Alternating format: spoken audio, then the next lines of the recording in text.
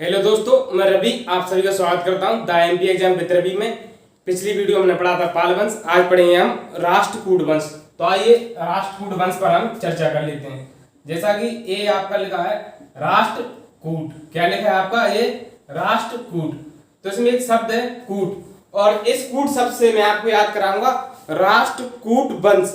तो आइए दिखाता हूं मैं आपको कि मैं आपको राष्ट्रकूट वंश को इस कूट शब्द से कैसे पढ़ाता हूं। ये कूट क्या लिखा है कूट, और कूट को मैं रिलेट कर सकता हूं लूट। कूट लूट है भाई, तो लूट और लूट से आप याद रखोगे ये वाला जो आपका क्षेत्र था, कौन सा ये क्षेत्र आपका महाराष्ट्र केरल कर्नाटक वाला, जैसा कि आप देख रहे हो। तो यहाँ पे जगह का नाम है, उसका नाम है लाटूर। लाटूर लाटूर, और जो सामान बना है लट्टूर से बना है, लट्टूर से लट्टूर से। तो आप इससे याद रख सकते हो लट्टूर। और यानी कि ये जो आपके राष्ट्रकूट थे वो मुख्य किस जगह के थे? लाटूर।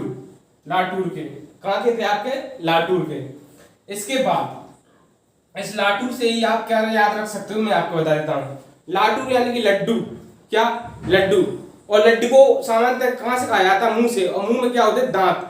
तो दांत से आप याद रख सकते हो क्या? दंती दुर्ग। क्या याद रख सकते हो? दंती दुर्ग, मतलब दंती दुर्ग। दंती दुर्ग के बारे में मैं आपको बता दूं। दंती में आपको साउंड आ रहा हो दांत का, दांत का साउंड आ रहा हो। दांत होते हैं सामान्यतः ऐसे ऐसे ऐसे फॉर्म में मुंह में, चाहे वो आपके हो या जानवर के हो। दांत आपके इस फॉर्म में होंगे, इस रूम में होंगे। किस रूम में होंगे? इस रूम में। इस रूम में क्यों होंगे? इससे मैं आपको कुछ याद करा दूंगा। क्या याद करूंगा कि दांतों में आप क्या करते हो भाई? ब्रश करते हो। ब्रश तो आज बोलने लगे आप, क्या? ब्रश आज बोलने लगे आप पुराने समय में क्या बोल देते? दांतों को मंजन कर लो, क्या? यानी मांज लो उन्हें, दांतों को। तो मंजन से आप या क्या याद रखोगे दोस्तों? आप याद रखोगे मान खेड़ या मान खेत, जो भी है आप अपने अनुसार से लिख लेना। मान खेत किससे? आपके मंजन से आप क्या याद रखोगे? मान खेत। यानी कि दांतों पर क्या करते हैं भैया? आज भी मंजन ही करते हैं, ब्रश नहीं करते भाई, इतना ध्यान रखना। इसके बाद मैं एक चर्चा और कर लूं, ऐसे कौन खड़ा होता भाई? पुराने समय में ऐसे क्रमबद्ध रूप से कौन खड़े होते थे ऐसे गोल में? तो स्वाभाविक सी बात है, नेचुरल बात हो रही, सैनिक खड़े होते थे। क्या? सैनिक। तो ये आपका जो दंती दुर्ग था भाई, वो कौन था? सैनिक था। कौन था ये? सैनिक था दोस्तों। और सैनिक किसका था ये? सैनिक था ये भैया चालुक्य वंश का। चालुक्य, और जैसा कि मैं आपको चालुक्य वंश पढ़ा चुका हूं, ये चालुक्य वंश का कौन था? सैनिक था। और ये किसका सैनिक था चालुक्य वंश में? मैं आपको बता देता हूं, ये था कीर्ति वर्मन सेकंड का। कौन था ये? कीर्ति वर्मन सेकंड का सैनिक था। कौन? आपका दंती दुर्ग। और यहाँ पे वर्मा भी लिखा होता है भाई किसी किसी किताब में, तो आप अपनी इच्छा के अनुसार इसे सजा लेना। आपको क्या लिखना है? वर्मा लिखना है या वर्मा लिखना है, तो ये आपकी इच्छा पर डिपेंड है। और क्वेश्चन पेपर में कैसे आता है वो भी क्वेश्चन पेपर जो आपके लिखते हैं उनकी इच्छा पर डिपेंड है। तो आइए मैं अगली चर्चा कर लेता हूं दंती दुर्ग के बाद। और जो दंती दुर्ग है, आज साल मेरे मार्कर काम नहीं कर रहे हैं। दंती दुर्ग है, ये 726 में कौन बना था? संस्थापक। कौन बना था? संस्थापक। और संस्थापक कैसे बना था? इसकी हत्या करके। किसकी? आपकी कीर्ति वर्मन की। और ये सैनिक भी था और ये सामंत भी था। किसका भैया? चालुक्य वंश का। और ये खुद को शासक घोषित कर लेता है। इस प्रकार दंती दुर्ग जो है आपके राष्ट्रकूट वंश की स्थापना करता है। इसके बाद मैं बात कर लेता हूं आपकी, किस पर कर लेता हूं? इसी दंती दुर्ग पर कर लेता हूं। तो जब ये आपको पता सैनिक है, सामंत है, तो इसकी जाहिर सी बात है, क्या जाहिर सी बात है कि इसकी युद्ध लड़ाई हुई होगी, यानी कि युद्ध हुआ इसका। क्या हुआ? युद्ध हुआ। और युद्ध हुआ तो साम्राज्य विस्तार हुआ। तो युद्ध नीति और साम्राज्य विस्तार की नीति के लिए आपका दंती दुर्ग जाना जाता है। कौन जाना जाता है? आपका दंती दुर्ग जाना जाता है। और मैंने आपको पहले बता दी कि इसकी जो कैपिटल या राजधानी थी वो थी मान्यखेत या आपकी मानखेड़। आप जो भी लिखना चाहो वो आप लिख सकते हो। इसके बाद मैं चर्चा करूंगा आपके इसके धर्म पर। तो आपको ये पीछे साउंड आ रहा होगा दुर्ग दुर्ग या दुर्गा। तो दुर्गा सामंत कौन से धर्म के लोग पूछते हैं आप बता सकते हो? ये दुर्गा जो पूछते हैं वो पूछते हैं आपके सामान्य लोग ब्राह्मण धर्म के। तो ये ब्राह्मण धर्म को मानने वाला व्यक्ति था। इसके बाद मैं चर्चा करूंगा कृष्ण फर्स्ट पर। कृष्ण फर्स्ट पर मैं चर्चा कर लेता हूं और इसे रब कर देता हूं या साफ कर देता हूं। और आप दोस्तों मेरा फीडबैक जरूर दें। मैं आपको बार बार कह रहा हूं कि आप फीडबैक जरूर दें। आपको अगर समझ नहीं आ रहा है तो आप मेरे को बता दें और मैं आपको बता दूं। इतिहास मेरा विषय नहीं है क्योंकि मैं साइंस से पढ़ा हुआ हूं। और आपको अगर मेरी महानता देखनी है तो इतिहास के बाद जो मेरे लेक्चर होंगे पॉलिटी का, इकोनॉमिक्स का, जियोग्राफी का और आपका मैथ का भी, तो उसमें मेरी महानता देख लेना आप कि कैसा क्या मैं पढ़ा पाता हूँ। ये तो फैक्ट पढ़ा रहा हूँ मैं आपको। क्या पढ़ा रहा हूँ? फैक्ट पढ़ा रहा हूँ इसमें, और ना कि मेंस का। ये प्री का है, पीटी का, वनडे एग्जाम का। और वनडे एग्जाम में अगर कोई यूट्यूब पर ऐसा चैनल है जो आपको तत्काल याद करा दे तो भाई आप उसे भी सब्सक्राइब कर लेना। और मैं ज़्यादा क्या कह सकता हूँ। तो मैं बात कर रहा हूँ भाई कृष्ण फर्स्ट पर। तो कृष्ण फर्स्ट के बारे में बताने से पहले मैं आपको कृष्ण फर्स्ट के बारे में बताने से पहले मैं आपको बता दूं, यहाँ पे आपका था क्या? कन्नौज। क्या था आपका? कन्नौज। इधर थे आपके कौन? प्रतिहार। कौन थे आपके? प्रतिहार। और इधर थे आपके कौन? पाल। और यहाँ आपके कौन थे? आपके भाई साहब ये राष्ट्रकूट। कौन थे आपके? राष्ट्रकूट। और कूट से मतलब लूट, लूट मतलब लालटू वाला क्षेत्र। ऐसे आप याद रखोगे। अगर आप ऐसे याद नहीं रख पा रहे भाई तो आप अपने अनुसार भी याद रख सकते हो। इसमें कोई बड़ी मान्यता नहीं है। तो ये कन्नौज आपको जैसा ही पता है, ये है आपकी पृथ्वी। क्या है? पृथ्वी। और इधर आपको पता है, इतना समझ लीजिए, इधर ठंडी हवा चलती है इधर को, और इधर से आपने विषु पर इधर से इधर को चलती है क्या? गर्म हवाएं। और ये हवाएं ऐसे ऐसे चल के ये क्या करती है? ठंडी गर्म हवाएं मिलकर ऐसे ऐसे राउंड बनाती हैं। तो इसके बीच में से आप कुछ भी देख सकते हैं। तो इसे बोला जाता है वाताग्रया चक्रवात की आंख। वाताग्रया चक्रवात की आंख, जिसे साइक्लोन भी कहा जाता है। तो इसी प्रकार इधर पाल है, इधर पृथ्वी आ रहे हैं, इधर राष्ट्रकूट है और ये बीच में पड़ जाता है। इसलिए इसे कहा जाता है क्या? कन्नौज को साइक्लोन की आंख। साइक्लोन की आंख या चक्रवात की आंख भी बोल सकते हैं। चक्रवात की आंख, हिंदी में चक्रवात की आंख आप लिख सकते हो। तो मैं बात कर रहा था आपके किस शासक की? दंती दुर्ग के बाद कृष्ण फर्स्ट की। कृष्ण फर्स्ट जो आया आपका आया वो आया था 776 से 780, 776 से जी सॉरी दंती दुर्ग के बाद जो आया आपका वो आया कृष्ण। और कृष्ण क्यों आया मैं आपको बता दूं। ये आप डेट मत लिखना, मेरे से गलती से वो लिख गई थी तो आप माफ करो दोस्तों। डेट मेट ऐसे एग्जाम में आती भी नहीं है, मेरे को भी याद नहीं होती। मैं याद कराने की सलाह नहीं देता किसी को। तो मैं बोला क्या बोला कि कृष्ण, ये कृष्ण कौन है? ये था आपका दंती दुर्ग का चाचा। कौन था? दंती दुर्ग का चाचा। दंती दुर्ग का चाचा कौन था? आपका कृष्ण। और चाचा इसका उत्तराधिकारी क्यों ना, सक्सेसर क्यों ना? इसका एक कारण है कि इसकी कौन नहीं थी? संतान नहीं थी, निसंतान था बेचारा, निसंतान। ये कौन था? निसंतान। इसलिए इसका ये चाचा अगला उत्तराधिकारी बना। और जैसा कि आप देख रहे हो इसमें लिखा है कृष्ण। और कृष्ण से आप एक चीज याद रखोगे। क्या याद रखोगे? कि ये हिंदू भी है। हिंदू नाम से स्पष्ट हो रहा है कि हिंदू भगवान होगा भी है। कृष्ण से आपको दिख रहा होगा, समझ में आ रहा होगा। तो हिंदू, बौद्ध और जैन, क्योंकि भगवान तो समदर्शी होते हैं ना भाई, कृष्ण नाम लिखा उसके में। तो ये तीनों धर्मों को माना जाता है, हिंदू, बौद्ध और जैन।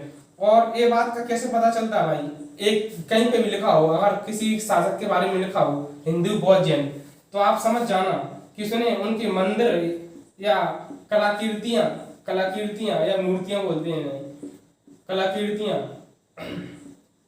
कलाकृतियां जरूर बनवाई होंगी। तो इसने मंदिर और कलाकृतियां जरूर बनवाई होंगी, किसकी, हिंदू बौद्ध और जैन धर्म की। इसके बाद मैं बात कर लेता हूँ आपके गोविंद फर्स्ट पर। इसका जो अगला शासक हुआ या उत्तराधिकारी हुआ वो हुआ आपका कौन, गोविंद फर्स्ट। गोविंद फर्स्ट कौन हुआ दोस्तों, गोविंद फर्स्ट। और गोविंद फर्स्ट की जानकारी ये है कि ये 774 से 780 तक सक्सेसर रहा, यानी कि इसका शासन रहा किसका, आपके गोविंद फर्स्ट का। इसके बाद इसकी कोई भूमिका नहीं है ज्यादा, और आपको पता है इतिहास उन्हीं का लिखा जाता है जो कुछ कारनामे करते हैं। इसके बाद इसका जो अगला उत्तराधिकारी हुआ उसका नाम है गोविंद सेकंड।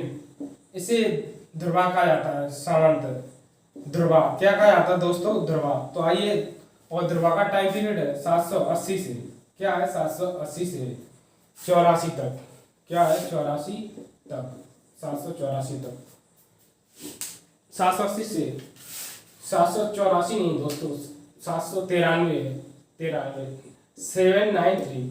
तो आइए ध्रुवा के बारे में थोड़ा सा हम जान लेते हैं। आज मेरे मार्कर काम नहीं कर रहे हैं दोस्तों, ऐसा लग रहा है कि इंक मेरी खत्म हो गई है। कल मैं इंक लेके आऊँगा और आपको अच्छे से पढ़ा पाऊंगा। तो बात कर रहा हूँ मैं गोविंद सेकंड की, जिसे कहा जाता है ध्रुवा। ये ध्रुवा के बारे में जानने से पहले मैं कुछ बता दूं आपको।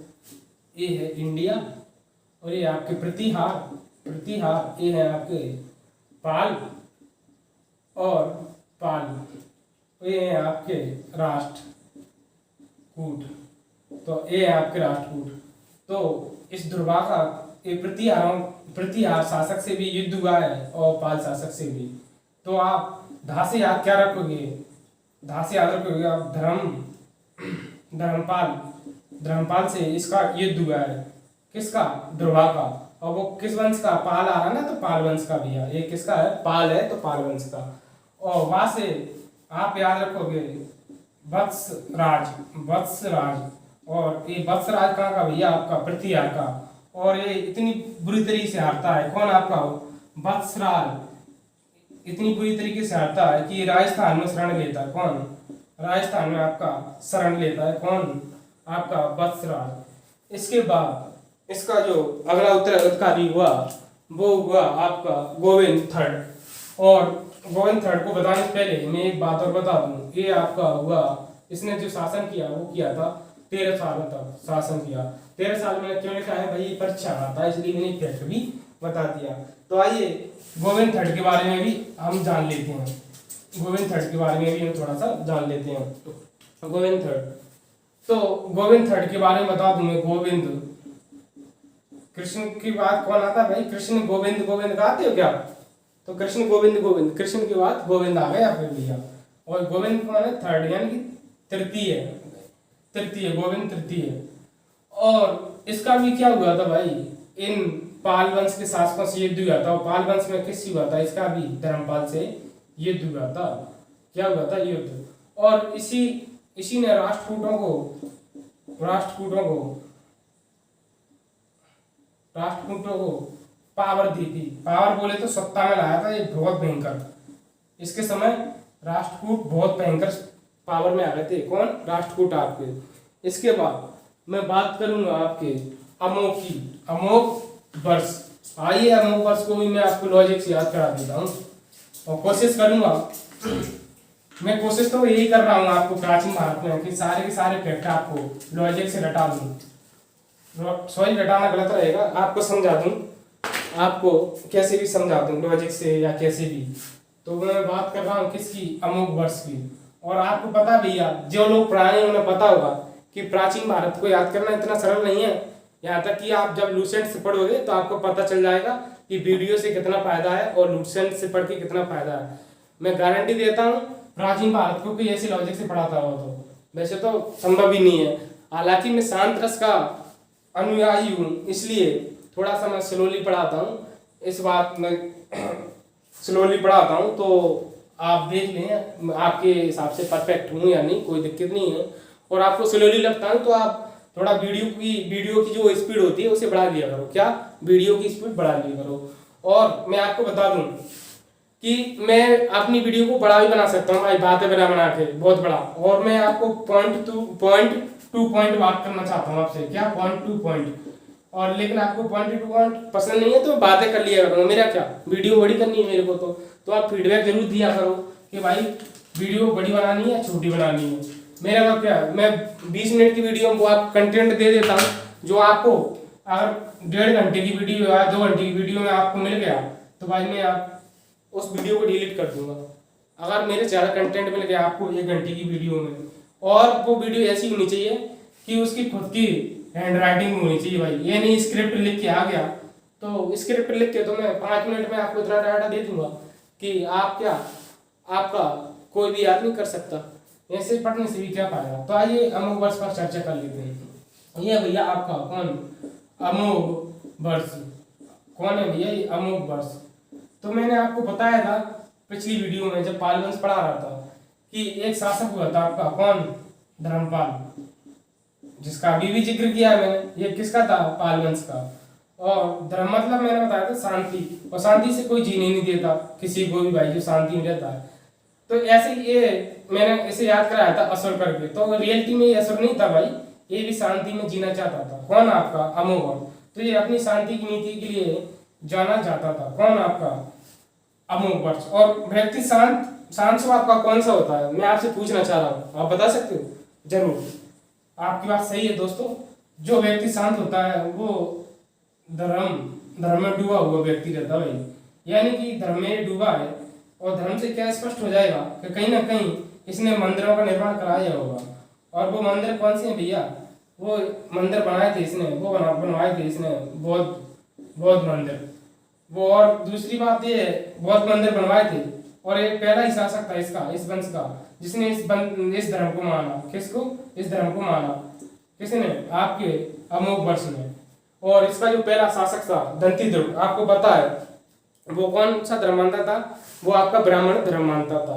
इससे क्या सिद्ध हो जाता है, बौद्ध धर्म मानने से क्या सिद्ध हो रहा है, ये सिद्ध हो रहा है कि कोई भी धर्म को मान सकते थे, इन्हें छूट थी, यानी कि स्वतंत्र थे अपने आप में। तो ये अच्छी बात है भाई, सब आज़ाद रहे भाई, संपूर्ण रहे।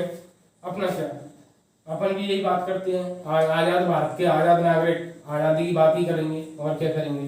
तो मैं बता रहा था ये बौद्ध धर्म के मंदिर वगैरह बनाता है, और ये इसी धर्म को स्वीकार कर लेता है। कौन, आपका अमोघ वर्ष। और आप आज से एक याद रखोगे, आदि प्राण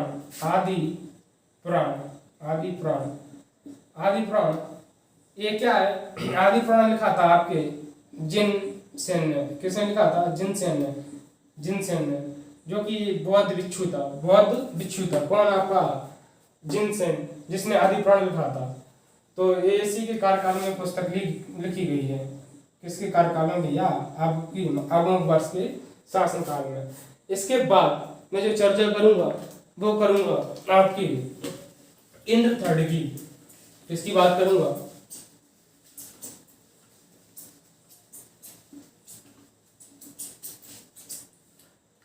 इंद्र थर्ड की।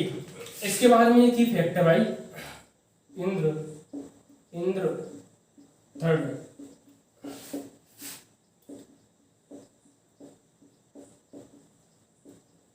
एक यात्री आया था इसके शासनकाल में, उसका नाम है अल मसूदी। क्या नाम है उसका, अल मसूदी, जो कि एक अरब यात्री था। आ से आप याद रख सकते हो आसानी से, आ से आ मिल रहा है ना, तो अरब यात्री। और भाई इतनी सरलता के बाद आपको अगर याद नहीं रहा तो दोस्तों इसमें मेरी गलती नहीं है, क्योंकि भाई ऐसे मेरे समय में तो मैंने तो याद नहीं किया, मैं डायरेक्ट याद किया। मैं फिर भी आपको इतनी सरलता से याद करा रहा हूँ, जबकि इतिहास मेरा इतना स्ट्रांग नहीं है भैया। और इतिहास में जो आप प्राचीन भारत पढ़ते हो दोस्तों, आप प्राचीन भारत जो पढ़ते हो ना, तो आपको पता होगा प्राचीन भारत पढ़ने में कितनी समस्याएं आती है। और मैं आपको यहाँ लॉजिक से याद करा रहा हूँ। आप खुद से कभी पढ़ के देखिए, आपको पता चल जाएगा कि मेरे कंटेंट में कितनी दम है या नहीं है। आप एक बार देख लीजिए। और जो पुराने लोग हैं उन्हें पता होगा कि हाँ मैं कैसी बात कर रहा हूँ, मेरी बात में कितनी दम है। तो इसके इन थर्ड के शासनकाल में कौन आता है आपका भैया? अल्मोस्टी। उसके बाद है आपका कौन है भैया? उसके बाद है आपका कृष्ण थर्ड। कौन है कृष्ण थर्ड? इसकी चर्चा क्यों की? जिस प्रकार आपका दंती द्रुप था, उसकी संतान नहीं थी, उसी प्रकार इसकी भी संतान नहीं थी, इसलिए इसका मैंने जिक्र कर दिया। ये दो शासक हुए जिनकी संतान नहीं थी। और इसके बाद आपका जो शासक हुआ उसका नाम है कर्क। और कहीं कहीं भैया इसका नाम कक्का आया आता है, कक्का आया आता है। और कक्का आया था और इसे कौन हरा देता भैया? आपका तेलप। और तेलप से मैंने याद कराया था कौन सा तेल भैया? कल्याणी का तेल। तो कल्याणी के चालुक्य शासक ने इसे क्या कर दिया था? चालुक्य शासक ने इसे हरा दिया था। किसने? तेलप ने। किसे? कर्क को। और इसे हरा करके किस वंश की नींव डालता है भैया? कल्याणी के चालुक्य। तो इस प्रकार दोस्तों आपको मेरा वीडियो कैसा लगा फीडबैक जरूर दें। और मैं आपके फीडबैक की अपेक्षाएं रखूंगा अपने आप से और आपसे भी कि आप फीडबैक देंगे। और इन्हीं सब शब्दों के साथ मैं आपसे कहूँगा जय हिंद, जय भारत।